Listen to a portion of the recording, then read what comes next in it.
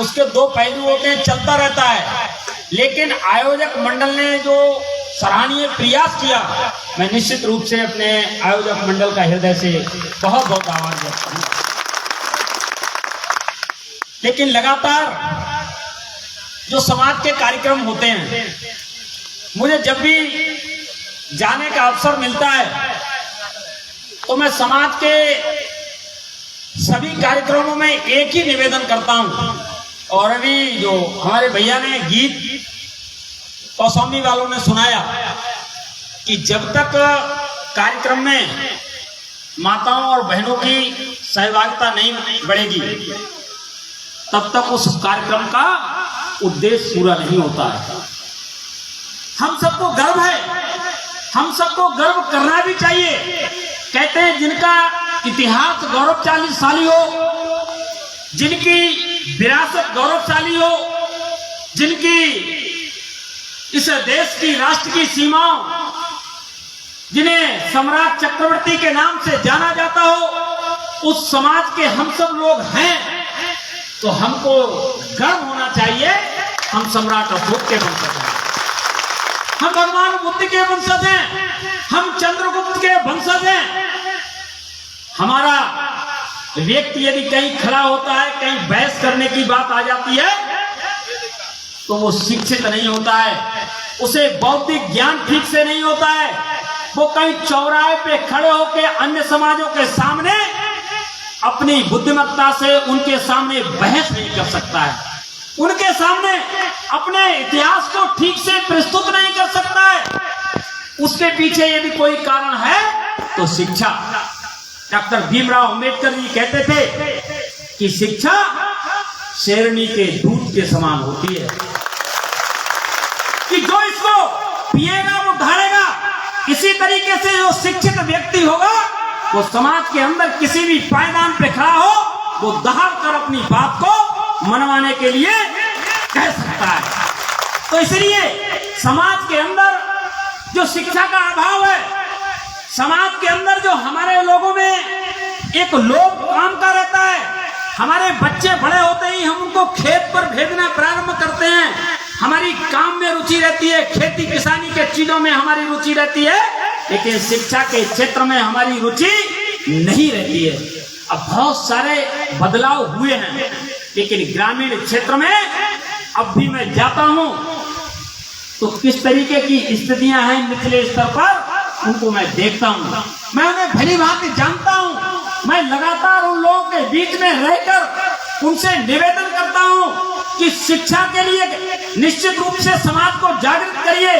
और जो समाज शिक्षा के प्रति जागृत हो गए, शिक्षित हो गए, मैं आप सब लोगों से पूछना चाहता हूं, वह समाज आगे निकल गए। इसलिए इन सब कार्यक्रमों का करने का मूल उद्देश्य यदि कोई है तो उसके पीछे मेरी जो सोच है कि हम लोगों को शिक्षा का बढ़ावा देना चाहिए, हम लोगों को अपने घर में बच्चों को पढ़ाना चाहिए, हम लोगों का सीधा सिद्धांत रहना चाहिए, आधी रोटी खाएंगे लेकिन बच्चों को जरूर पढ़ाएंगे। इसलिए यदि हम शिक्षित हो जाएंगे, शिक्षित होकर अपने इतिहास के बारे में जानकारी कर लेंगे, अपने महापुरुषों के बारे में जानकारी कर लेंगे। आज सम्राट अशोक महान कैसे बने?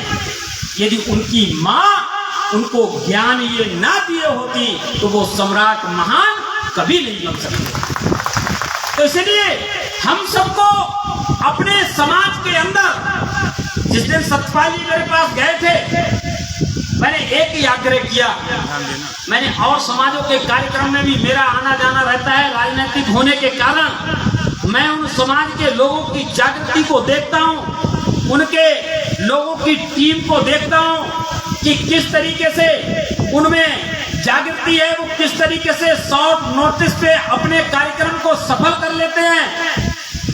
दुनिया के अंदर कहते हैं कि जब एकता होती है, एकता से ही सारी चीजें समझ में आती हैं। तो मैं आप लोगों से अनुरोध करूंगा कि समाज के जितने भी कार्यक्रम हो तो लोगों के साथ बैठकर तालमेल करके, बातचीत करके, सबको टारगेट देके काम यदि करने का प्रयास करेंगे तो मैं समझ सकता हूं वह काम अच्छे से संचालित हो पाएंगे।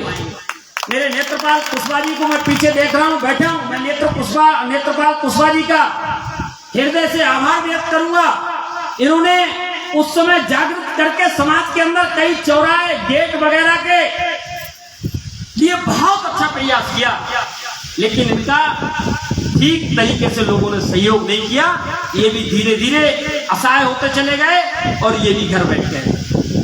मिर्ची के अंदर इन्होंने एक चौराहे का शुभारंभ कराया। आज सम्राट अशोक के नाम से वह चौराहा मैंने पूरी तरीके से सब जगह से स्वीकृत करा के 18 लाख रुपए की लागत से एक बढ़िया चौराहे बनाने का काम हम मिर्ची में सम्राट अशोक के नाम से कर रहे हैं। एक ये आरटीओ ऑफिस वाला चौराहा भी पूजन इन्होंने करा दिया है। मैंने बात की है, इसके लिए भी मैं चाहूंगा समाज के लोग इसमें बढ़ चढ़कर ऐसे कार्यक्रमों में हिस्सेदारी लें।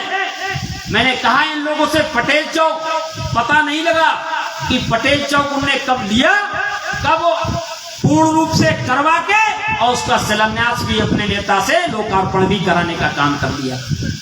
तो हमारे समाज में जागृति कैसे आए? हमारी राजनीतिक जागृति भी होनी चाहिए।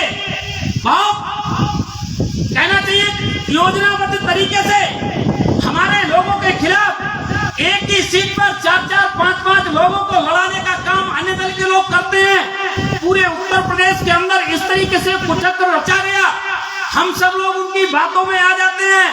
मैं आपसे कहना चाहता हूं, जो समाज के जागृति लोग हैं, जन जागरण करने वाले लोग हैं, वो अपनी ताकत को पहचान के समाज को